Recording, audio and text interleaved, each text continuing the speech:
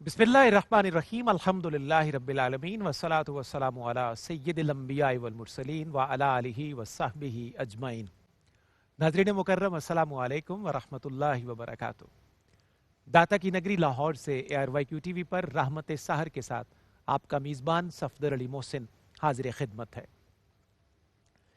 नाज़रीन मुकर्रम, अल्लाह रब्बुल इज़्ज़त का बेपाया लुत्फ़ व एहसान और उसकी शान बंदा नवाजी और शान करीमी का बेपनाह मजहर कि उस ज़ात बारी ने हमें अपनी मुख्तसर ज़िंदगी में एक दफ़ा फिर रमज़ानुल मुबारक की नेमत अता फरमाई। इस नेमत की मज़ीद कदर और अहमियत जाननी हो तो अपने इर्द गिर्द निगाह दौड़ाइए, अपने आसपास के माहौल को देखिए, अपने अकारिब पर, रिश्तेदारों पर, महल्लेदारों पर, दोस्तों की सफ़ पर निगाह दौड़ाइए।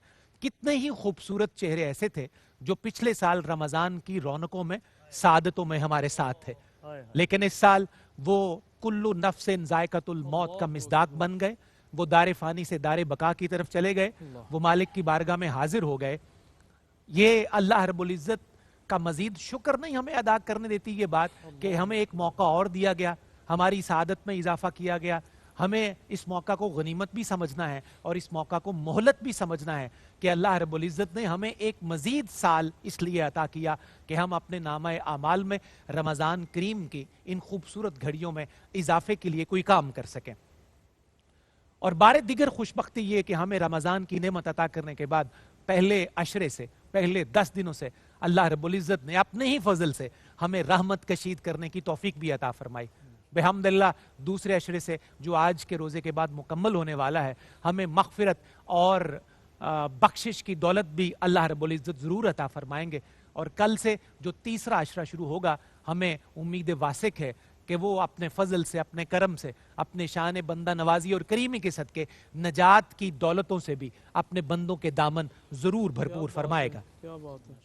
नाजरीन मोहतरम, ये हमारी खुशबख्ती है कि हम अजीम नेमत और इस सआदत के अमीन ठहरे। अब हमारे हिस्से का काम क्या है कि रमज़ान की गिनती की जो चंद घड़ियां और चंद यौम बाकी हैं, ये शायद हमें पुकार पुकार कर यही निदा और सदा दे रही हैं कि ए खैर के रस्ते पर चलने वाले मुसाफिर, तेजी से और आगे बढ़ता है, अपने दिल की जमीन को मजीद नरम कर ले, अपनी कोशिशों में इजाफा कर ले, अपनी काविशों को बढ़ा ले कि शायद रमज़ान की जाती हुई घड़ियां हमारे लिए रहमत की, बख्शिश की और निजात की मजीद जामिन बन जाएं। अल्लाह करीम हमें अमल के रस्ते का अच्छा, सच्चा और सुच्चा मुसाफिर बना दे और रमज़ान करीम की जो गिनती के अयाम बाकी रह गए हैं, इनकी रहमतों से भी हमें मुस्तफ़ीद और मुस्तनीर होने की तौफीक और सादत अता फरमा दे। नाज़रीन मुकर्रम, आइए बढ़ते हैं अपने मुअज़्ज़ज़ मेहमानों के खैर मकदम की तरफ। अशराए मग़फ़िरत के आज आखिरी रोज़ा इख्तियार करेंगे पाकिस्तान के रहने वाले खुशनसीब। आज की ट्रांसमिशन का बहुत खूबसूरत आगाज़ किया पिछले कुछ अयाम की तरह हमें इनकी सोहबत मुयस्सर और बहुत खूबसूरत अंदाज में जिस तरह ये लाहौर से सैयद उजवेर के नगर से ट्रांसमिशन का आगाज़ करते हैं सहीफ़ा नूर की आयात से, ये इन्हीं का हिस्सा और ख़ासा है क्योंकि अल्लाह ने इन्हें कलाम मजीद की आयात के सदके बड़ा नूर और बड़ी मेहरबानियाँ अता की हैं। ज़ीनतुल कुर्रा जनाब कारी खादिम बिलाल मुजद्दिदी, अस्सलामु अलैकुम। वालेकुम अस्सलाम। कारी साहब, बहुत शुक्रिया एक दफ़ा फिर आपका, खैर मकदम भी है, बहुत खूबसूरत आगाज़ आपने फरमाया, अल्लाह आपकी तौफीकात में इजाफा फरमाए। आज की नशिस्त में जो स्कॉलर हमारे साथ तशरीफ फरमा है, बहुत खूबसूरत, मतीन और नजीब लहजा इन्हें गुफ्तगू के लिए अल्लाह रब्बुल इज़्ज़त ने अता किया है। तालीम, ताल्लुम, दर्स और तदरीस इनका शोबा है और लाहौर गैरियन यूनिवर्सिटी के शोबा इस्लामिक स्टडीज़ से आप वाबस्ता हैं। बहुत कम इनसे यहाँ मुलाकात होती है, लेकिन जब भी होती है बड़ी खुशगवार होती है। बहुत खूबसूरत और बड़ी इज्जो न्याज की हामिल शख्सियत हमारे बहुत मोहतरम स्कॉलर मोहतरम हाफिज़ इरफानुल्लाह साहब, अस्सलाम वालेकुम। वालेकुम अस्सलाम। आपका खैर मकदम हाफिज़ साहब, तशरीफ आवरी का बहुत शुक्रिया, बड़ी खुशी हो रही है आपको यहाँ देखकर, बहुत नवाजिश। हमारे तीसरे मेहमान हम सब के बहुत मुशफिक, बहुत मेहरबान और पूरी दुनिया में हुजूर सरवर आलम सल्लल्लाहु अलैहि वसल्लम की नातों का हवाला रखने वाले खुश नसीब जनाब प्रोफेसर अब्दुल रऊफ रूफी, अस्सलामु अलैकुम। वालेकुम अस्सलाम व रहमतुल्लाहि व बरकातहू। आज तो प्रोफेसर साहब आपका जो ब्लैक एंड वाइट सरापा है वो और आंखों को अच्छा लग रहा है, भला लग रहा है। अल्लाह करीम आपके हुस्न में, ज़ाहिरी बात नहीं, हुस्न में और इजाफा फरमा। आपकी ये मोहब्बत है कि कलर्ड ज़माना है مگر آپ بلیک اینڈ وائٹ کو اپریشیٹ کر رہے ہیں. ہم ساری زندگی یہی لوگوں کو کہتے ہیں بی پازیٹیو, اللہ مگر اب پازیٹیو کہتے ہوئے ڈر لگتا ہے. اچھا ہے. ہاں جی, تو جس کا پازیٹیو آ جائے اس کی تو جان نکل اب جاتی ہے. بی کرونا نیگیٹو ہی ہوگا. مطلب کرونا نے بی پازیٹیو جو ہے اس سے ڈر لگنا شروع ہو گیا. اللہ آپ کو سلامت رکھے اور اس وبا سے ہم سب کو ہمیشہ بچا کے رکھے. ناظرین آپ کا خیر مقدم ہے. رحمت سحر میں سید حجیر کے نگر لاہور سے آپ کا خیر مقدم. گفتگو کا ہمیں آغاز کرنا ہے. ہماری آج کی نشست جس موضوع سے مزین ہے, بڑا خوبصورت اور قیمتی اور مفید موضوع ہے, اور یہ موضوع ہے اکل حلال. حلال کا لقمہ اللہ اور اس کے رسول کو کتنا پسند ہے, اس کے فائدے, اس کی برکات اور اس کی عظمتیں کیا ہیں, اور اس کے حصول کے لیے ہمیں کیسے کوششیں کرنی ہیں, یہ انشاءاللہ آج کی نشست میں ہمارا موضوع سخن ہوگا. میں گفتگو کا آغاز بھی کروں گا اور ہمیشہ کی طرح سب سے پہلے خیر مقدم کروں گا اپنے انتہائی مکرم, محتشم اور مقتدر سکولر ARYQ TV کا بڑا خوبصورت چہرہ, جنہوں نے آغاز رمضان سے آج کی نشست تک ہمیں بڑی بہترین رہنمائی اور بہترین آغاز ہر پروگرام کا فراہم کیا ہے, جناب مفتی محمد طاہر تبسم قادری. السلام علیکم. وعلیکم السلام ورحمۃ اللہ. مفتی صاحب خیر مقدم بھی آپ کا, بہت شکریہ, تشریف آوری کا جزاک اللہ. شکریہ بھی. اور رزق حلال اور حلال کا لقمہ اللہ رب العزت کو کتنا پسند ہے, اور خالق و مالک اس کی کیسے تحسین فرماتا ہے, اس سے میری خواہش ہے کہ آغاز کیا جائے. نحمدہ ونصلی ونسلم علی رسولہ الکریم, اما بعد فاعوذ باللہ من الشیطان الرجیم, بسم اللہ الرحمن الرحیم. نبی رحمت صلی اللہ علیہ وسلم کا فرمان علی شان صحیح مسلم شریف کی حدیث ہے کہ اللہ طیب ہے اور طیب کو ہی پسند کرتا ہے. سبحان اللہ, واہ واہ. اللہ طیب ہے, طیب ہے اور طیب کو پسند کرتا ہے. اللہ جمیل ہے اور جمال کو پسند کرتا ہے. اللہ احسان فرمانے والا ہے اور محسنین کو پسند فرماتا ہے. رزق حلال کی اللہ کی بارگاہ میں کتنی اہمیت اور قدر و قیمت ہے, اس کا اندازہ اس بات سے لگایا جا سکتا ہے کہ اللہ تبارک و تعالیٰ نے ایک پوری ترتیب کے ساتھ, سیکوینس کے ساتھ کیٹاگرائز کر کے اللہ تبارک و تعالیٰ نے رزق حلال کمانے اور کھانے کا حکم ارشاد فرمایا. مثال کے طور پر اللہ اکبر, بسم اللہ. ایک آیت کریمہ میں اللہ تبارک و تعالیٰ نے مخاطب فرمایا لوگوں کو, اور ارشاد ہوا یا ایھا الناس کلوا مما فی الارض حلالا طیبا ولا تتبعوا خطوات الشیطان. اے لوگو, زمین میں جو کچھ حلال اور طیب ہے وہ کھاؤ, ولا تتبعوا خطوات الشیطان, اور شیطان کے قدموں کی پیروی نہ کرو, اس کی شیطان کے پیچھے نہ چلو. اب لوگوں کو حکم دیا تو لوگوں میں اہل ایمان بھی ہیں, بالکل صحیح, لیکن اللہ تبارک و تعالیٰ نے اس باب میں ایمان والوں کو الگ سے مخاطب کیا. اور اب اہل ایمان کی باری ہے, فرمایا یا ایھا الذین آمنوا کلوا من طیبات ما رزقناکم واشکروا للہ ان کنتم ایاہ تعبدون. سبحان اللہ. اے اہل ایمان, اللہ نے جو تمہیں پاکیزہ رزق دیا ہے, طیب رزق دیا ہے, اس میں سے کھاؤ.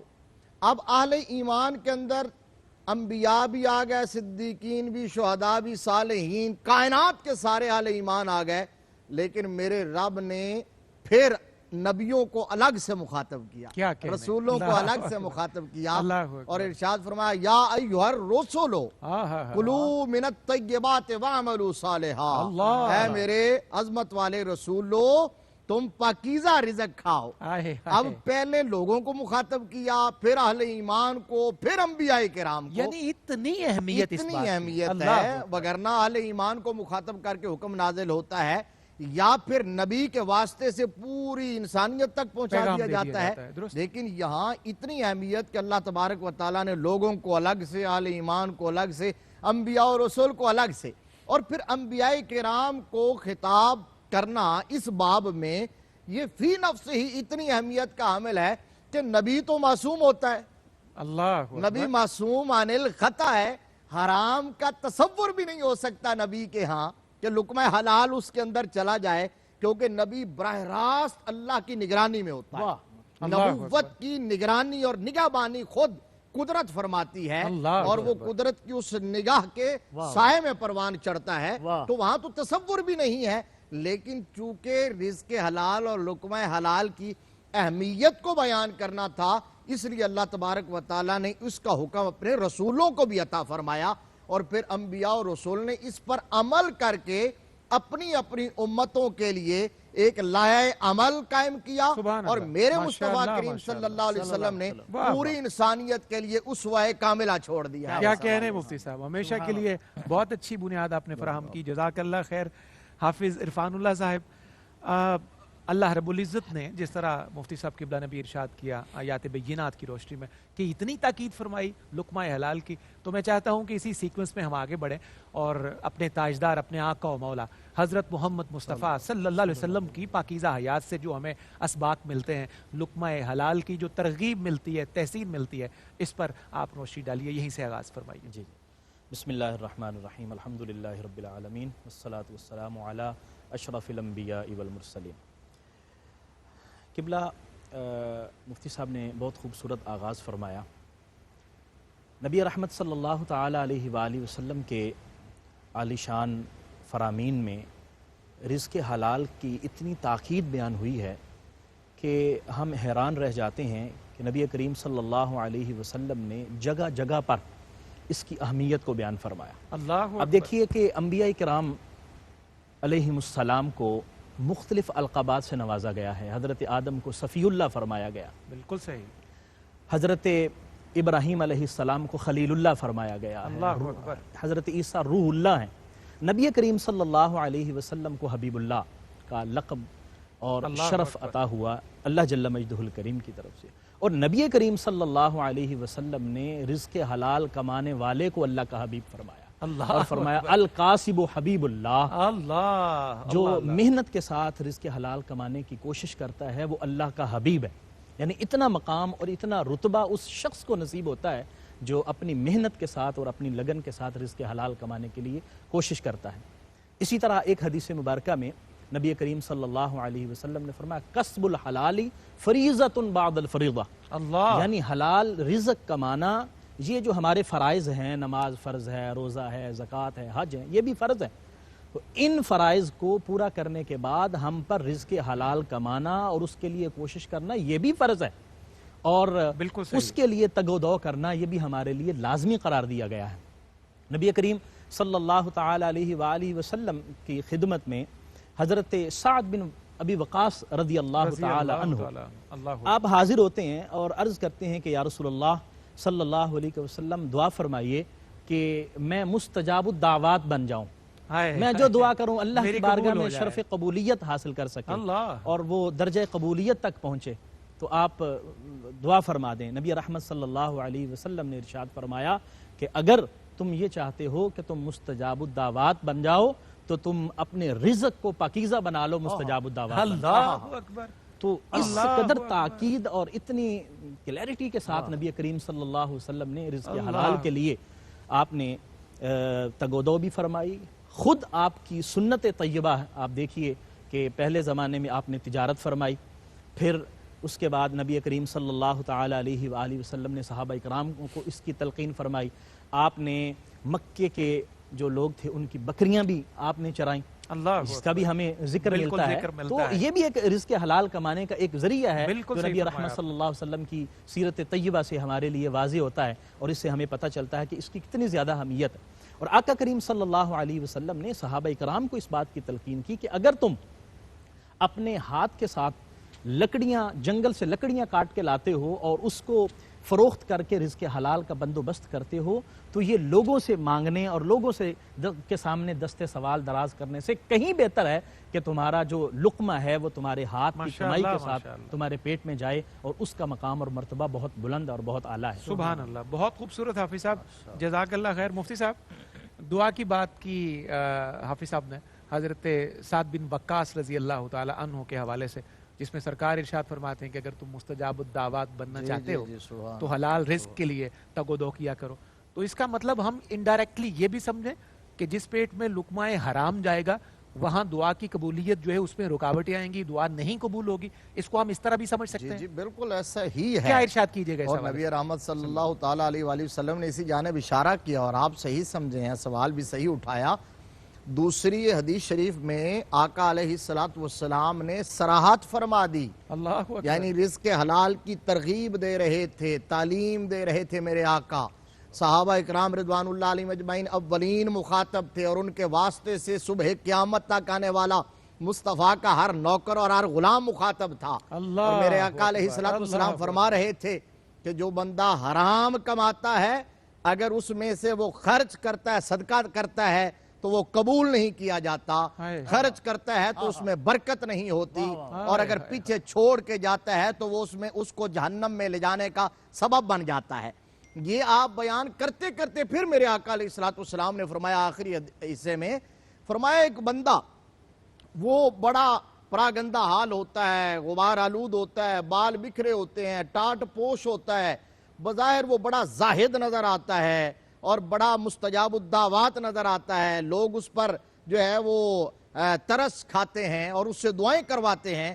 اب وہ آتا ہے اور آ کے وہ ہاتھ یوں دراز کر کے یوں آقا علیہ السلام نے فرمایا وہ ہاتھ دراز کر کے اللہ کی بارگاہ میں دعا مانگتا ہے، گڑ گڑا کے گریا کرتا ہے، لیکن میرے آقا نے فرمایا فَأَنَّا يُسْتَجَابُ لَهُ وَمَلْبَسُهُ حَرَام وَمَطْعَمُهُ حَرام۔ میرے آقا نے فرمایا اس کی دعا کیسے قبول ہوگی حالانکہ لباس اس نے حرام کا پہنا ہوا ہے، حالانکہ اس نے لقمہ جو ہے وہ حرام کا کھایا ہوا ہے۔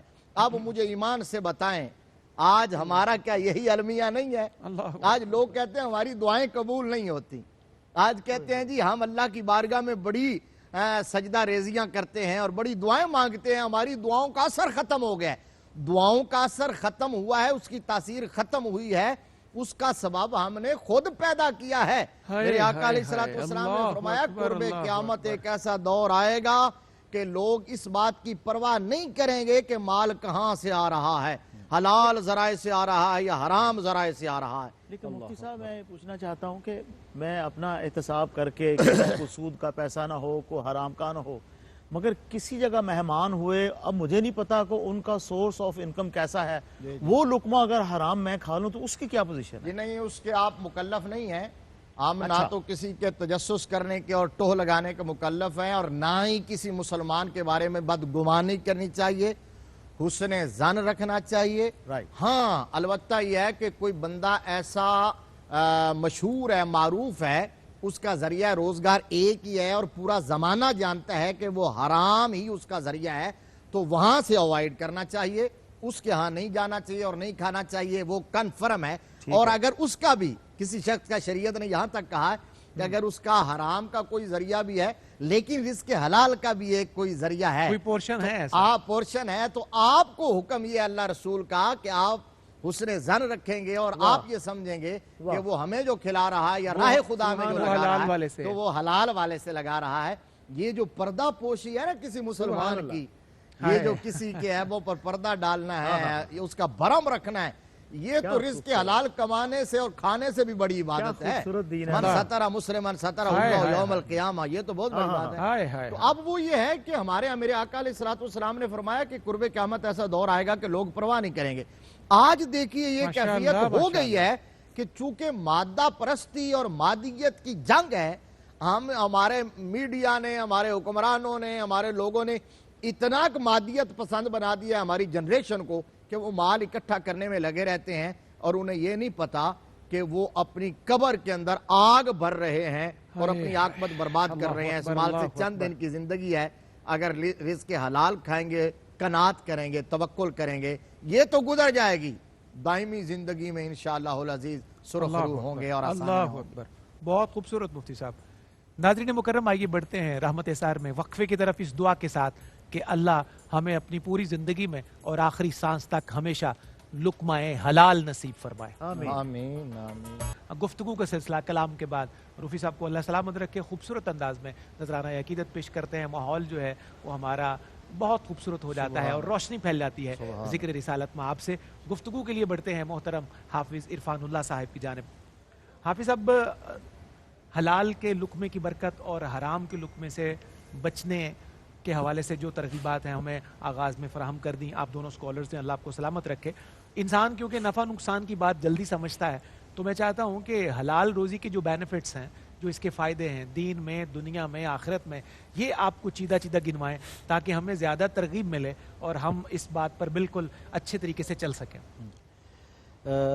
قبلہ صدر محسن صاحب، اصل میں سب سے پہلی جو چیز ہمیں ذہن میں رکھنی ہے بینگ اے مسلم، وہ یہ ہے کہ اللہ اور اس کے رسول صلی اللہ علیہ وسلم کی رضا جو ہے اور ان کی خوشنودی، یہ سب چیزوں سے مقدم ہے اور فوقیت رکھتی ہے۔ بالکل صحیح۔ اور سب سے بڑا ثمرہ اور فائدہ یہ ہے کہ رزق حلال کمانے اور کھانے سے اللہ کی رضا بھی نصیب ہوتی ہے اور رسول اللہ صلی اللہ علیہ وسلم کی رضا بھی نصیب ہوتی ہے۔ سبحان اللہ، سبحان اللہ۔ اللہ تعالیٰ نے قرآن مجید میں جگہ جگہ پر قبلہ مفتی صاحب نے ان آیات کا ذکر کیا کہ تاکید فرمائی ہے۔ نبی کریم صلی اللہ علیہ وسلم نے فرمایا کہ انسان کا اپنے ہاتھ سے کمایا ہوا رزق کھانے سے بہترین کی کوئی اور چیز نہیں ہے اس کے لیے۔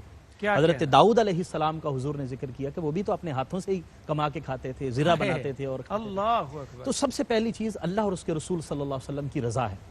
اور دوسری چیز جس کو ہم ڈسکس بھی کر چکے ہیں کہ انسان اللہ کی بارگاہ میں مستجاب الدعوات ہو جاتا ہے، اللہ کی بارگاہ میں گزارش کرتا ہے اور اللہ اس کی دعا کو شرف قبولیت عطا فرماتا ہے۔ سبحان اللہ۔ رزق حلال کا یہ دوسرا بہت بڑا فائدہ ہے۔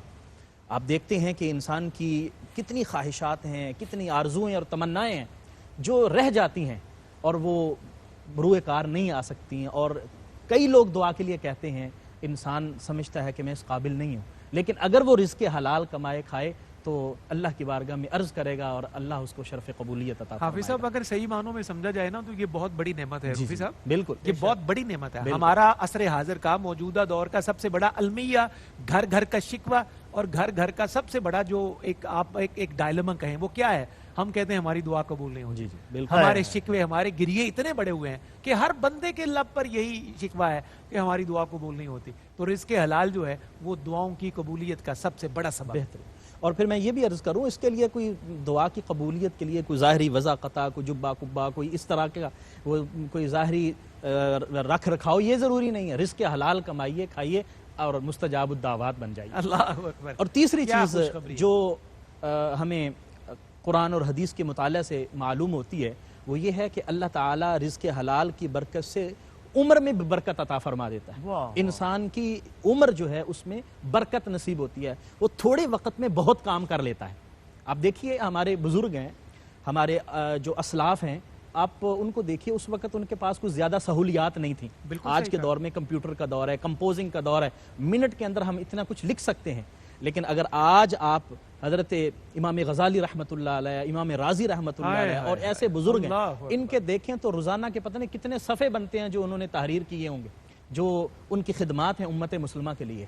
اور اس طرح کے بہت سارے بزرگ ہیں، اولیاء اعظام ہیں، اور انہوں نے یہ کام کیوں کیا؟ کیونکہ ان کا رزق پاک تھا اور اس تھوڑے سے وقت میں، تھوڑی سی عمر میں انہوں نے اتنے بڑے بڑے کام کر دکھائے۔ اللہ تو آج کا ایک یہ المیہ بھی ہے کہ ہماری چونکہ رزق میں برکت نہیں ہے، رزق میں بے برکتی اور رزق حرام ہونے کی وجہ سے یا اشتباہ کی وجہ سے ہماری عمر میں بھی بے برکتی آ گئی ہے، وقت میں بے برکتی آ گئی۔ ہائے ہائے ہائے۔ اور چوتھی چیز آپ کچھ کہنا چاہتے ہیں صاحب، یہ ہمارے معاشرے میں یہ آسان قسطوں پہ فریج لے لیں اور اس میں سود بھی انوالو ہوتا ہے کہ اس کی قیمت سے زیادہ ہم دے کے وہ لیتے ہیں، اور اس فریج سے پانی پینا یہ رزق حلال میں آئے گا؟ یہ سود کی اس میں انوالومنٹ ہے، اس کا کیا، اس کے بارے میں کچھ ارشاد فرمائیں، کیونکہ ساری قوم جو ہے قسطوں پہ لگی ہوئی ہے۔ یہ انشاءاللہ حافظ صاحب بات مکمل کرتے ہیں تو انشاءاللہ مفتی صاحب کی طرف بڑھا دیں گے یہ بات، اسی اعتبار سے یہ بات بھی ہم سیکھ لیں گے۔ جی میں یہ عرض کرتا جاؤں بسم اللہ کہ یہ ہماری فقہائے کرام نے یہ لکھا ہے کہ ایک چیز ہے اور بیچنے والا یہ طے کر لیتا ہے کہ یہ چیز اگر آپ مجھے نقد پیسے دیں گے تو میں اتنے کی فروخت کروں گا، ٹھیک ہے، اور اگر آپ مجھے لیٹ پیسے دیں گے یا توڑ کے دیں گے تو میں اتنے کی فروخت کروں گا، ٹھیک ہے۔ تو یہ شرعی طور پر جائز ہے۔ اگر یہ ایگریمنٹ پہلے ہو تو جائز ہے، یہ جائز ہے۔ اس میں جو غلط بات ہے اس میں وہ یہ ہوتی ہے، میں عرض کرتا اچھا، جو فقہی اعتبار سے ہمارے فقہاء نے جو منع لکھا ہے وہ یہ ہے کہ آپ وقت بڑھانے سے، اگر جی آپ نے فلاں تاریخ تک جون تک قسط جمع نہ کروائی تو اتنے پیسے بڑھ جائیں گے، اس کا منع لکھا ہے کہ یہ درست نہیں ہے، یہ درست نہیں ہے۔ اگر ایک قیمت طے پا جاتی ہے، یہ کنڈیشن امپوز کرنا درست نہیں ہے، جی باقی اگر آپ کا ایگریمنٹ جو ہے وہ بائر اور سیلر کا پہلے موجود ہے تو پھر وہ درست ہے، وہ درست ہے۔ اس طرح قسطوں کا کاروبار بھی درست ہے۔ جی تو میں عرض کر رہا تھا کہ رزق حلال کے جو فوائد ہیں ان سے یہ تین فائدے ہم نے ذکر کیے۔ چوتھا فائدہ جو اس حوالے سے میں عرض کرنا چاہتا ہوں وہ یہ ہے کہ انسان اپنی عبادت کے اندر ذوق محسوس کرتا ہے۔ جب اللہ کے حضور حاضر ہوگا تو رزق حلال کی وجہ سے اس کے سجدوں میں اس کو لطافت ملے گی، اور اس کے سجدوں کے اندر اس کو حلاوت محسوس ہوگی، جس سے آج کل ہم محروم ہوتے جا رہے ہیں۔ اللہ اکبر۔ ہم نماز پڑھتے ہیں تو وہ ہم ایسے سمجھتے ہیں کہ ہم ٹکرے لگا رہے ہیں، نماز کم لگتی ہے، اور معاذ اللہ تعالی وہ ایک ایکسرسائز جو ہے اس کا ایک گمان زیادہ ہوتا ہے کہ ایک روٹین کی ایک شاید مذہبی ورزش کر رہے ہیں، لیکن اس میں عبادت کی جو حلاوت اور لذت اللہ دیتا ہے خوش نصیبوں کو، وہ تو کسی خوش نصیب کو ملتی ہے۔ بالکل، وہ جو قرآن نے کہا تھا نا قد افلح المؤمنون الذین هم فی صلاتهم خاشعون، خشوع اور غضو کیسے ملتا ہے؟ وہ رزق حلال ایک اہم سبب ہے خشوع اور غضو۔ بہت خوبصورت، حافظ صاحب سلامت رہیے جناب۔ سبحان اللہ۔ مفتی صاحب قبلہ فوائد اور برکات کی بات ہو رہی ہے اور صوفیاء کے قبیلے کی بھی بات ہوئی، تو میں یہ خواہش کروں گا کہ جو حضرات صوفیاء ہیں، اولیاء اعظام، پاکان امت کی بارگاہوں سے ہمیں رزق حلال کی ترغیب کیسے ملتی ہے، انہوں نے خود رول ماڈل بنتے ہوئے اگزامپلز کس طرح سیٹ کی ہیں، کچھ اس پر ارشاد ہو۔ اسی میں ایک دو باتیں آپ کی اجازت سے ایڈ کرتا ہوں۔ آپ صاحب نے چونکہ ٹائم کم ہوتا ہے کافی چیزیں گنوا دیں۔ اچھا، انہوں نے کہا عمر میں برکت ہوتی ہے، عبادت میں لذت آتی ہے، اور دیگر چیزوں میں برکت ہوتی ہے۔ خود یہ بھی آپ ذہن نشین کر لیں کہ حلال کما کے لائیں گے اسی رزق میں بھی برکت ہوگی۔ جب حلال ہوگا تو اس میں برکت ہوگی، اور حرام جو ہوتا ہے اس میں بے برکتی ہوتی ہے، کبھی کسی کی پوری نہیں پڑتی۔ آج کل لوگ کہتے ہیں نا جی برکت نہیں رہی، اب برکت اٹھ گئی ہے۔ بھئی حلال کما کے لائیں گے تو برکت ہوگی۔ کیا بات، آپ گھر میں 6 بندے کمانے والے ہیں، پوری فیملی کمانے والی ہے، پوری فیملی۔ صفدر بھائی، میں نے کہا اگر آپ نے، میں لوگوں کو کہتا ہوں اگر آپ نے برکت کا پوچھنا ہے تو کسی مزدور سے جا کے پوچھ لیں، اللہ اکبر، کسی ریڑی بان سے جا کے پوچھ لیں، رکشہ چلانے والے سے پوچھ لیں، کبھی بے برکتی کا رونا روتا ہوا نظر نہیں آئے گا۔ میں چونکہ اسی فیلڈ سے متعلق لوگ آتے ہیں اپنے سوالات اور حاجات لے کر، وہ جو بندہ صبح سے لے کر شام تک مزدوری کر رہا ہے نا، محنت کر رہا ہے، اس نے کبھی شکوہ نہیں کیا کہ جی بے برکتی اور میری پوری نہیں ہو رہی۔ وہ ہمیشہ اس پر راضی رہتا ہے، کیونکہ حلال کا ذریعہ اور سورس ہوتا ہے، سارا لقمہ حلال کما کے لایا جو ہے ہوتا وہ محنت کر کے کما اور رہا یہ ہوتا جو لوگ شارٹ کٹ کی تلاش میں رہتے ہیں ان کی واقعی کبھی وہ لاکھوں کما رہے ہوتے ہیں وہ، مفتی صاحب۔ لیکن اس کے باوجود برکت نہیں ہوتی چونکہ قناعت ختم ہوگی۔ ایک اور بات بڑھیا، قرآن پاک نے فرمایا انما اموالکم و اولادکم فتنہ، کہ تمہارے اموال بھی اور تمہاری اولاد تمہارے لیے فتنہ یعنی آزمائش ہے۔ اور آج کل موسٹلی لوگ اولاد کی اس آزمائش میں مبتلا ہوتے ہیں، بہت پریشانیاں، اولاد کا رونا، ادب گھر نہیں کا کرتی مسئلہ، جی اولاد، رائے راست پہ نہیں ہے جی، وہ دیکھیں نا ان کو نماز پڑھنے کو کہتے ہیں تو نماز نہیں پڑھتی۔ دیکھیے رزق حلال کی برکات میں سے ایک برکت یہ ہے کہ اگر آپ اپنی اولاد کو لقمہ حلال کھلائیں گے تو کہنے کی ضرورت نہیں پڑے گی، وہ خود بخود آپ کے پاؤں چومیں گی۔ اور صوفیاء والا سوال جو ہے ڈیو رہ گیا، پھر انشاءاللہ اگلے سیگمنٹ میں بات کرتا ہوں۔ ناظرین مکرم، بڑھتے ہیں رحمت سار میں وقفے کی طرف، اس بات کو مفتی صاحب کی بات کو سیکنڈ کرتے ہوئے کہ جو لوگ اپنی اولاد کو رزق حلال اور لقمہ حلال کھلاتے ہیں ان کی اولاد ان کی مطیع اور فرما بردار ہوتی ہے۔ اللہ سب کو یہ دولت نصیب فرمائے۔ ایک مختصر سا آئیے بڑھتے ہیں گفتگو کی طرف۔ حافظ عرفان اللہ صاحب سے میں رجوع کروں گا۔ حافظ صاحب قبلہ بھی آفر بھی ایک بات ہم کر رہے تھے، روفی صاحب بھی اس بات میں شامل تھے، مفتی صاحب سی خدمت میں چاہوں گا آپ دونوں حضرات سے کچھ انپٹ لینا اس حوالے سے کہ اکثر و بیشتر علماء کا، اسکالرز کی تقریروں کا یہ موضوع ہوتا ہے کہ لوگ مال جمع کرنے میں لگے رہتے ہیں، بہت مال جمع کرتے ہیں، فکر نہیں کرتے رائٹ لیفٹ کی اور پھر جمع کرتے رہتے ہیں۔ بعض اوقات اس سے ایک پرسیپشن یوں ڈیولپ ہوتا ہے کہ ہمیں شاید کہ ان کے مال جمع کرنے پہ اعتراض ہے۔ اگر ایک بندے کے پاس بہت مال اللہ نے دیا ہے اور وہ اپنے حقوق بھی سارے پورے کرتا ہے، فرائض بھی پورے کرتا ہے، زکوٰۃ وقت پر دیتا ہے، غریبوں کی مدد کرتا ہے، اور جو جو حقوق اللہ اور اس کے رسول کی بارگاہ نے متعین کی ہیں وہ سارے پورے کرتا ہے، تو پھر یہ مذمت کے معنی میں نہیں آ جاتا؟ اس کو ہم کیسے سمجھیں؟ کیونکہ یہ بڑی تقریروں کا، بڑے خطابات کا موضوع ہوتا ہے۔ یہ تو ایسا ہونا تو محمود ہے جناب۔ اگر کسی کو اللہ تعالیٰ نے فراوانی نعمت عطا کی ہے اور دولت کی فراوانی ہے اور وہ اللہ کے رستے میں خرچ ہو رہی ہے اور غرباء اور مساکین کی مدد کے لیے خرچ ہو رہی ہے، تو یہ تو بہت زیادہ بہترین بات ہے۔ قرآن مجید کے اندر میں عرض کروں کہ والذین یکنزون الذھب والفضة ولا ينفقونها فی سبیل اللہ فبشرهم بعذاب علیم، یہ آیہ مبارکہ جہاں پر بیان ہوئی ہے کہ وہ لوگ جو سونا اور چاندی جمع کر رہے ہیں اور اس کو خرچ نہیں کرتے، ان کے لیے عذاب علیم کی بشارت ہے۔ تو یہاں مفسرین کرام نے ذکر کیا ہے کہ کنز کس کو کہتے ہیں، وہ جو جمع کرنے والے، جو خزانہ ہے اس کو وہ کس کو کہتے ہیں؟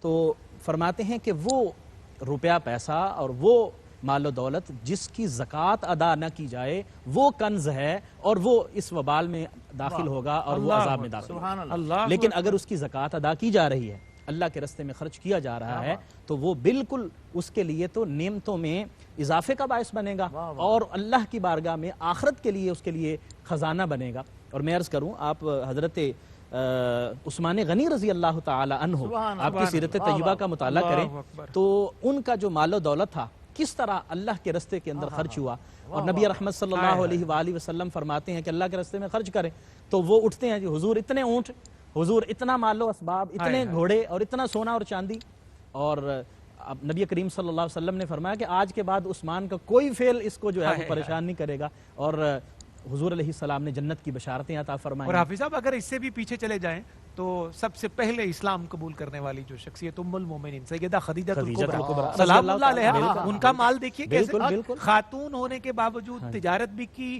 بہت مال کمایا، اور سارے کا سارا مال قدمین مصطفیٰ پر قربان کر دیا۔ بالکل بالکل اسی طرح ہے ان کی عظمت اور اور سخاوت کے کیا کہنا ہے؟ اسی طرح حضرت خدیجہ الکبریٰ رضی اللہ تعالی عنہ کے بارے میں حضور نے خود ارشاد فرمایا، حضرت ابوبکر صدیق رضی اللہ تعالی عنہ کے بارے میں اللہ حضور ان نے سے راضی فرمایا، ہوا، ہم سے بھی ہوا۔ حضور نے فرمایا کہ مجھے کسی کے مال نے اتنا نفع نہیں دیا جتنا ابوبکر کے مال نے نفع دیا، یعنی یہ سارے مال اللہ کے راستے میں خرچ ہو رہے ہیں۔ حضرت خدیجہ الکبریٰ رضی اللہ تعالی عنہ کا مال حضور کے قدموں پہ نچھاور ہوا، اور اسلام کا ابتدائی وہ دور جس میں بہت زیادہ ضرورت تھی اسلام کو اٹھنے کے لیے، حضرت خدیجہ الکبریٰ نے، تو یہ بالکل یہ تو بہت بہترین بات ہے، اور جن کو اللہ نے دیا ہے آج کے ان حالات کے اندر۔ میں تو یہ عرض کروں گا کہ کرونا کی وجہ سے جو معاشی ایک کرائسس پیدا ہو رہے ہیں، ان کی وجہ سے جو لوگ غرباء کی مدد کر رہے ہیں اور مساکین کی مدد کر رہے ہیں، اور اپنے رزق کے دروازے انہوں نے کھول دیے ہیں، اپنی دولت کی تجوریاں ان فقراء پر کھول دی ہیں، تو اللہ تبارک و تعالیٰ کو ایسے لوگ بڑے پسند ہیں۔ اللہ اکبر، بہت خوبصورت حافظ صاحب، جزاک اللہ خیر۔ مفتی صاحب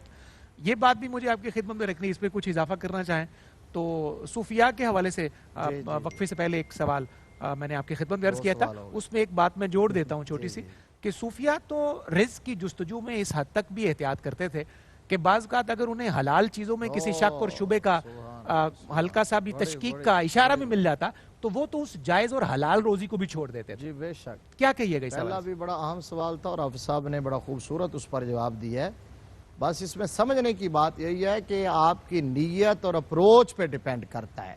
درست، مال فی نفس ہی نہ برا ہے، نہ کمانا برا ہے، اگر مال آپ کو اللہ سے دور کر دے تو وہ مذموم ہے، اور اگر اللہ کے قریب کر دے تو وہ محبوب ہے۔ سبحان اللہ۔ قرآن پاک نے جو فرمایا نا الذی جمع مالا وعددا، وہ کافروں کی مذمت کرتے ہو کہ وہ مال جمع کرتے ہو اور ہر وقت گننے میں لگے رہتے ہیں، اور یا سب ان مالا واخلدا، ان کا خیال یہ ہے کہ یہ مال ان کو ہمیشہ رکھے گا اور کبھی وہ یہاں سے نہیں جائیں گے۔ اور پھر دوسرے مقام پر فرمایا الہاکم التکاثر حتی زرتم المقابر، تمہیں مال کی کثرت اور کثرت کی خواہش نے ہلاک کر ڈالا ہے یہاں تک کہ تم قبروں میں پہنچے۔ اللہ اکبر۔ تو یہ جو ہم 99 کے پھیر سے نہیں نکل پاتے نا، یہ ہے اصل قابل مذمت۔ یہ 99 کا جو چکر ہے، ادروائز آپ ایک جملہ سن لیں، میرے نبی نے فرمایا جس بندے کو اللہ مال دے وہ قابل رشک ہے۔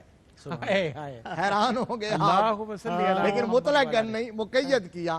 اب فرمایا لا حسد الا فی اثنین، رجل آتاہ اللہ مالا فسلطہ علی ہلاکتہ فی الحق، ورجل آتاہ اللہ الحکمہ فہو یقضی بہا ویعلمہا کما قال علیہ السلام۔ متفق علیہ، حدیث بخاری اور مسلم کی، حضرت عبداللہ بن مسعود رضی اللہ تعالیٰ عنہ حدیث کے راوی ہیں۔ فرمایا قابل رشک صرف دو لوگ ہیں، یہ اللہ کا پیارا محبوب فرما رہا ہے، جن پر کائنات کا ذرہ ذرہ رشک کرتا ہے، وہ آمنہ کے لال کہتے ہیں قابل رشک دو طبقے ہیں، ایک جسے اللہ مال دے اور پھر اپنی راہ میں خرچ کرنے کی توفیق بھی دے دے، وہ مال تو محبوب ہے، مطلوب ہے، مقصود ہے، اور دوسرا فرمایا جس کو اللہ علم کی دولت دے اور وہ پھر زندگی بھر علم کی خیرات تقسیم کرتا ہے۔ اب صوفیاء کرام جو اللہ کے پیارے بندے ہیں اور پاکان امت ہیں، وہ اس حوالے سے محتاط بہت زیادہ عام لوگوں سے اور خواص سے بھی زیادہ محتاط ہوا کرتے تھے، کیونکہ صوفی کی جو منزل ہے،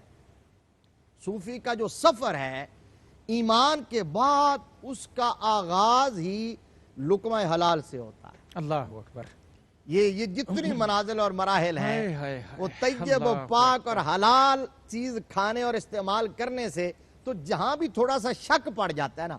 آپ نے سوال کیا تو مجھے حضرت بایزید بستامی یاد آ گئے. سبحان اللہ. تو وہ بڑا مشہور واقعہ میں کئی بار سنا چکا ہوں, صرف اشارہ کر دیتا ہوں کہ آپ کے پاس ایک بندہ خربوزہ لے کے آیا تھا, خربوزہ, تو کہا حضور کھا لیجئے, میں آپ کے لیے گفٹ لایا ہوں. تو آپ نے وہ لیا, اٹھایا اور اس کو سونگا اور سونگ کے کہا سبحان اللہ اور پھر رکھ دیا. اچھا وہ دیکھ رہا تھا, پھر آپ نے ایسا کیا, پھر رکھ دیا. اس نے کہا حضور یہ میں صرف سبحان اللہ سننے کے لیے نہیں لایا, اس لیے لایا ہوں کہ آپ تناول فرمائے. یہ بڑا عرض کیجئے بڑا خوشبودار اور ہاضمے دار ہے. تو آپ نے فرمایا مجھے بھی پتہ ہے یہ بڑا لذیذ پھل ہے, خوشبودار بھی ہے, ہاضمے دار بھی ہے, کھانے کو دل بھی چاہ رہا ہے. احتیاط دیکھیں, حلال اور حرام کا شک تو دور کی بات ہے, یہ صرف احتیاط کی بات ہے. یہ احتیاط کی بات جو آپ نے کہا صوفیاء کی احتیاط یہ ہے. کہا میں کھاتا اس لیے نہیں کہ مجھے نہیں معلوم میرے آقا نے خربوزہ کھایا ہے کہ نہیں کھایا, اور اگر کھایا تو اس طرح کاٹا یا اس طرح کاٹا. ڈرتا ہوں کہیں بایزید کا یہ عمل سنت مصطفیٰ کے خلاف نہ ہو جائے. تو اقبال وجد میں آیا اور علامہ اقبال نے سیلوٹ کے انداز میں کہا کامل بستام در تقلید فرد, اجتناب از خوردن خربوزہ کرد. کہا کہ تقلید میں اور اتباع مصطفیٰ میں بستام کا وہ مرد درویش جو ہے وہ کامل ٹھہرا کہ انہوں نے خربوزہ کھانے سے بھی اجتناب کیا کہ کہیں سنت مصطفیٰ کے خلاف نہ چلا جائے. اللہ اکبر. حافظ صاحب ابھی چند گھڑیاں میں اجازت دیتی ہیں تو میں صوفیاء کی سب سے کوئی اور کو ایسا منظرنامہ جسے ہمارے قلب و روح کی کھیتیاں اور آباد ہو جائیں, رزق حلال کی جستجو, برکات, فوائد اور اس کی ترغیب کے حوالے سے کوئی منظر, کوئی جھلکی آپ پیش فرمانا چاہیں؟ میں قبلہ مفتی صاحب بیان فرما رہے تھے تو مجھے حضرت امام ابو حنیفہ رحمۃ اللہ علیہ کا ایک واقعہ یاد آ رہا تھا کہ آپ نے ایک شخص سے قرض لینا تھا تو آپ اس کی طرف گئے, دروازہ کھٹکھٹایا تو اس کے نکلنے میں تھوڑی سی دیر ہو گئی. تو آپ باہر دھوپ میں کھڑے ہو گئے, وہ شخص آیا تو اس نے عرض کیا کہ حضور آپ دھوپ میں کھڑے ہیں, دیوار کا سایہ ہے تو دیوار کے سائے میں کیوں نہیں کھڑے ہو گئے؟ تو آپ نے فرمایا کہ بھائی میں نے لینا ہے آپ سے قرض. تو حدیث یہ ہے کلو قرض جر نفعا فہو ربا, ہر وہ قرض جس سے نفع حاصل ہو رہا ہو وہ سود ہوتا ہے. تو میں تیری دیوار کے سائے میں کھڑا ہو جاتا تو تجھ سے نفع لے رہا تھا, تو یہ بھی کہیں سود کے زمرے میں نہ آتا. یہ ہمارے اسلاف کا احتیاط اور اس قدر انہوں نے جو ہے وہ مطلب اشتباہ سے بھی اور مشتبہ چیزوں سے بھی بچنے کی کوشش کرتے ہیں. میں ایک واقعہ پڑھ رہا تھا حضرت عمر میں حافظ صاحب یہیں سے معذرت مداخلت کی, انشاءاللہ یہیں سے پھر کنٹینیو کریں گے کیوں ہمیں ایک بریک کی طرف بڑھنا ہے. ناظرین مکرم, رحمت سحر میں ایک مختصر سا وقفہ, انشاءاللہ حافظ صاحب کی بات جیسے جہاں سے ٹوٹی ہے یہ سلسلہ انشاءاللہ ہم وہیں سے دوبارہ جوڑیں گے. آپ رزق حلال کی جستجو کے لیے اور ترغیب کے لیے جاری اس نشست میں ہمارے ساتھ رہیے گا. سبحان اللہ. ناظرین آپ کا ایک دفعہ پھر خیر مقدم. رحمت سحر میں یہ اختتامی گھڑیاں ہیں سید حجویر کے نگر لاہور سے, اور اس کے بعد انشاءاللہ ٹرانسمیشن ہماری کراچی بڑھے گی. ہماری آج کی ٹرانسمیشن کا, آج کی پاکیزہ نشست کا موضوع اکل حلال, لقمہ حلال, حلال کا رزق کمانا اللہ اور اس کے رسول صلی اللہ علیہ وسلم کو کیسے پسند ہے. جتنا وقت ہمیں میسر تھا اور وقت کے دامن میں جتنی گنجائش ہمیں دستیاب ہوئی, ہم نے الحمدللہ چھوٹے چھوٹے ٹکڑوں کی صورت میں بہت ساری قیمتی باتیں ناظرین کی سماعتوں تک پہنچائی ہیں. اب عمل کرنا ہم سب کی ذمہ داری ہے. حافظ عرفان اللہ صاحب سے بات ہماری منقطع ہوئی تھی, میں حافظ صاحب سے گزارش کروں گا کہ وہیں سے آپ حافظ صاحب اسے جوڑ دیجیے. جی صفدر بھائی, مجھے ایک واقعہ ذہن میں آ رہا تھا. خلیفہ منصور اس نے حضرت سیدنا ابو بکر صدیق کے پڑ پوتے ہیں عبد الرحمن بن قاسم بن محمد بن ابو بکر, اللہ اکبر, ان سے عبد الرحمن رحمۃ اللہ علیہ سے سوال کیا کہ مجھے کچھ نصیحت کیجیے. تو آپ نے فرمایا کہ نصیحت وہ جو میری مشاہدے پر مشتمل ہے وہ کروں یا سنی سنائی کروں؟ میں کہا جی نہیں, مشاہداتی نصیحت کیجیے, نصیحت کیجیے. تو آپ نے فرمایا کہ عمر بن عبد العزیز جو ہیں, جو انتقال فرما رہے تھے, تو اس وقت خلیفہ وقت تھے اور عمر ثانی ان کو کہا جاتا ہے. اللہ, ان کی وراثت میں 17 دینار تھے جب وہ انتقال کر رہے تھے. انتقال ہو گیا, 17 دینار میں 5 دینار ان کے کفن کے لیے استعمال ہو گئے, 2 دینار جو ہیں وہ ان کی قبر کی تیاری کے لیے استعمال ہو گئے, پیچھے 10 دینار باقی رہ گئے. 11 لڑکے تھے ان کے, تو 10 دینار 11 بچوں میں وراثت میں تقسیم ہوئے, ایک ایک دینار بھی نہیں آیا. اس کے مقابل جو ہے وہ جو اس وقت ان کے بعد جو ہشام بن عبد الملک ہوا اس کے 10 لاکھ جو دینار ہیں اپنے بچوں کو وراثت میں دے کے گیا. تو یہ عبد الرحمن فرماتے ہیں کہ میں نے اپنی آنکھوں سے دیکھا کہ وہ عمر بن عبدالعزیز جو ایک دینار بھی اپنے بچوں کو وراثت میں نہیں دے کے گیا تھا، ان کی اولاد کو اللہ نے اس دینار میں اتنی برکت عطا کی کہ وہ 100 گھوڑے اللہ کے راستے میں صدقہ کر دیتے تھے اور ان کے پاس رزق کی فراوانی تھی. اور وہ ہشام جو 10 لاکھ اپنے بچوں کے لیے گیا تھا وہ لوگوں سے صدقہ لینے کی پوزیشن میں آ گیا. یہ رزق حرام کی بے برکتی اور رزق حلال کی برکت کا ایک بہت جو مشاہداتی جو نصیحت تھی حضرت عبد الرحمن نے فرمائی. ہمیں اس چیز کو ذہن میں رکھنا چاہیے. ہمیں کمیت کی طرف نہیں دیکھنا چاہیے، کیفیت کی طرف دیکھنا چاہیے. ہمیں کوانٹٹی کی طرف نہیں جانا، ہمیں کوالٹی کی طرف جانا ہے. اللہ اکبر. ایک طرف ایک دینار چھوڑنے والا جس کے بیٹے جس کی اولاد 100 گھوڑے صدقے کر رہی ہیں، اور ایک طرف 10 لاکھ چھوڑنے والا جن کو لوگوں نے فقراء کی صورت میں سڑک پر چوکوں پر دیکھا. اللہ اکبر. بڑھتے ہیں مفتی صاحب کی طرف. مفتی صاحب ساری گفتگو کا خلاصہ، آج کا پیغام ہمارے ناظرین کے لیے اس موضوع کی مناسبت سے ارشاد کیجئے. یہ بات ذہن نشین رہے کہ رزق متعین ہے، درست، اور رزق اللہ کے ذمہ ہے. صحیح. ان اللہ هو الرزاق. اور یہ وہ چیزیں جو روح پھونکے جانے کے ساتھ ہی لکھ دی جاتی ہے ان میں سے ایک رزق ہے. رزق بندے کا اسی وقت لکھ دیا جاتا ہے جب اس میں روح پھونکی جاتی ہے. ابھی وہ 4 ماہ کا ہوتا ہے اور شکم مادر میں ہوتا ہے. اللہ اکبر. قرآن کہتا ہے وَمَا مِن دَابَّةٍ فِي الْأَرْضِ إِلَّا عَلَى اللَّهِ رِزْقُهَا.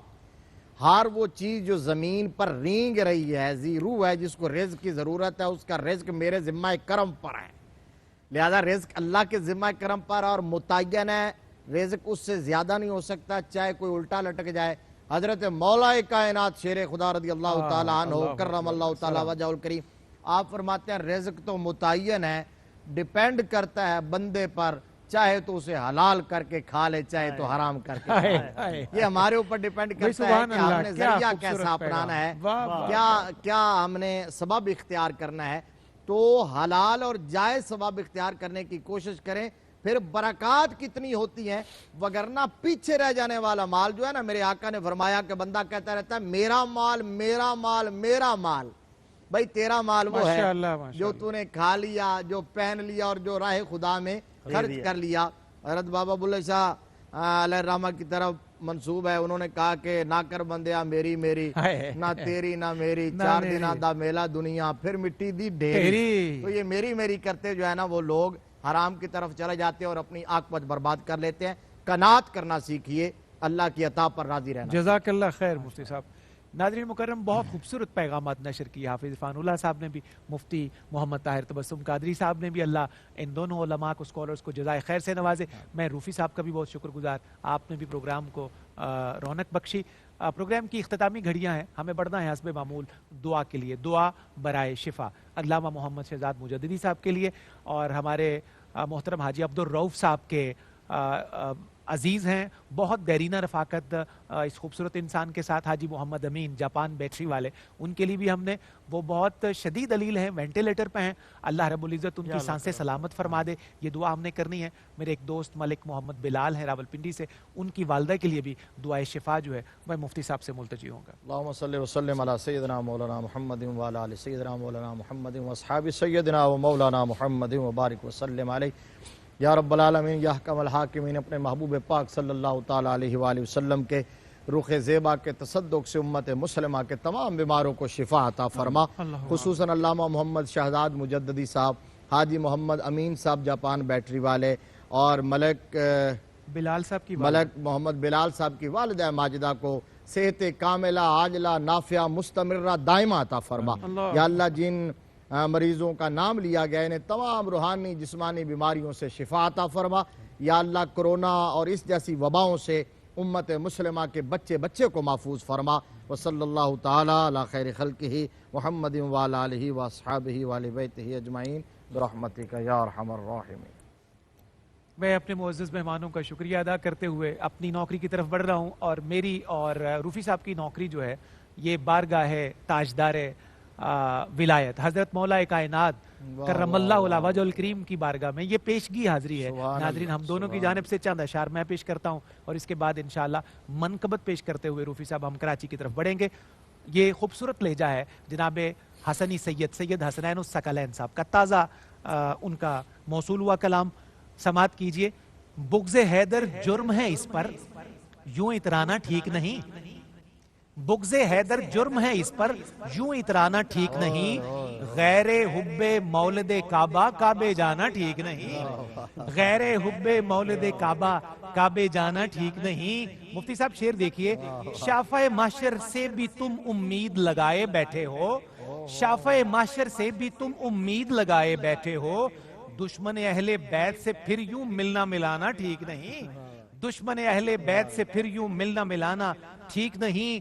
मौला से उल्फत का चर्चा उनके अदू से हमदर्दी, मौला से उल्फत का चर्चा उनके अदू से हमदर्दी, सस्ती शोहरत ए वाइज जी ऐसे कमाना ठीक नहीं, सस्ती शोहरत ए वाइज जी ऐसे कमाना ठीक नहीं। खुश होकर कहते हैं आका हैदर मेरे भाई हैं, खुश होकर कहते हैं आका हैदर मेरे भाई हैं, आका के फरमान गलत फिर पढ़ना पढ़ाना ठीक नहीं, आका के फरमान गलत फिर पढ़ना पढ़ाना ठीक नहीं। हश्र के दिन तुम अच्छा है तुम दुनिया ही में दम उनकी उल्फत का भरो, अच्छा है तुम दुनिया ही में दम उनकी उल्फत का भरो, हश्र के दिन फिर उनके सामने मुंह का छुपाना ठीक नहीं। जिनका सदका खाते हो उनकी आल से तुमको प्यार नहीं, उनका खाकर उनके घर पर यूं गुर्राना ठीक नहीं, उनका खाकर उनके घर पर यूं गुर्राना ठीक नहीं। मक्ता है जनाब हसनैन सकलैन का, वो लिखते हैं आले मोहम्मद के दामन को मजबूती से थाम रखो, आले मोहम्मद के दामन को मजबूती से थाम रखो, हैदर हैदर कहते रहो हसनी ये जमाना ठीक नहीं, हैदर हैदर कहते रहो हसनी ये जमाना ठीक नहीं, बुग़्ज़े हैदर जुर्म है इस पर यूं इतराना ठीक नहीं। आगे बढ़ते हैं रूफी साहब की जानिब।